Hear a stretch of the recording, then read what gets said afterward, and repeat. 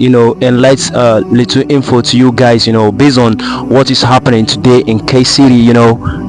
This guy called Nazir Sarkin Waka together with Rarara, both of them suna ta magana kan waye yafi wani kuɗi. Wannan yana cewa motar wani ta fi tsada, motar wani ta fi waye. Kai duk kujera waye mai kishin dan arewa, shine magana da ake yi, ba wai magana wai mota ko kuɗi ba. Duk wannan abu ne wanda zaka bar sa a duniya.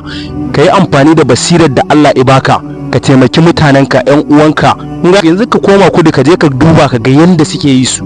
Wallahi Allah da talent din da Allah ya ba su da shi suke amfani wajen ganin cewa sun taimaki yan uwansu talakawa. Amma ku zo kan social media kuna ta wani bragging, kuna ta wani ciccika baki, ni na fi wannan mota, na fi wannan kuɗi, na fi wannan gida. Is rubbish.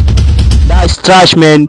Zaka mutu ka bar su, kai abin da gobe da an ce wani da yana nan, wallahi in yi magana ko kuma yi kaza ko kuma yi waka kaza za a gyara. Shine abin da ake bukata, ba wai ka zo ka dawo mutane motar banza. Allah ya tsine gudun uwar mota.